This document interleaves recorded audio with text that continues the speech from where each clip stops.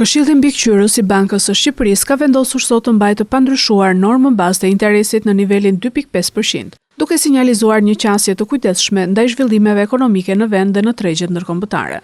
Guvernatori i Bankës së Shqipërisë, Gen Sejko, deklaroi se sipas skenarit bazë, rritja e çmimeve të naftës dhe energjisë në tregjet botërore pritet të sjellë një rritje të lehtë të përkohshme të inflacionit mbi objektiv gjatë vitit 2026, si dhe një ngadalësim të lehtë të rritjes ekonomike.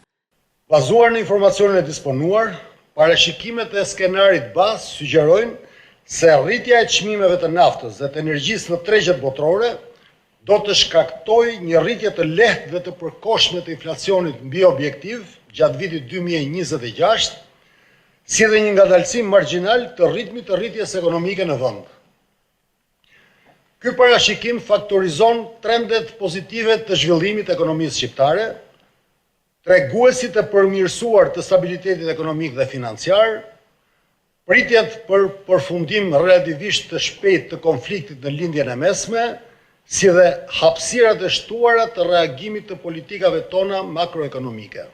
Sejko shtoi se edhe tensionet gjeopolitike në lindjen e mesme mbeten një faktor rreziku për ekonominë globale dhe atë shqiptare, duke rritur pasigurinë në tregjet ndërkombëtare. Rritja e shpejtë e çmimeve të naftës në tregjet botërore në muajin mars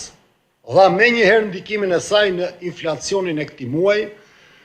duke ilustruar fillimin e transmetimit të saj në ekonominë shqiptare.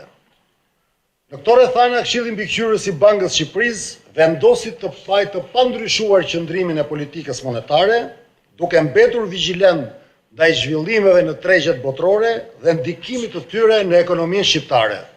Sipas të dhënave të Bankës së Shqipërisë, inflacioni i çmimeve të konsumit ka shënuar mesatarisht 2.5% në tremujorin e parë të vitit 2026, indikuar kryesisht nga rritja e çmimeve të qerave dhe naftës, si dhe stabilizimi i çmimit të energjisë elektrike për familjet. Ndërkohë çmimet e ushqimeve dhe artikujve të shportës kanë mbetur relativisht të qëndrueshme. Gjithashtu rritja e kërkesës për mallra dhe shërbime është reflektuar në rritje të punësimit dhe pagave në sektorin privat, duke çuar normën e papunësisë në 8.3%. Megjithatë, kjo rritje e pagave nuk është përkthyer në rritje të çmimeve për shkak të produktivitetit më të lartë dhe uljes së marzheve të fitimit nga bizneset.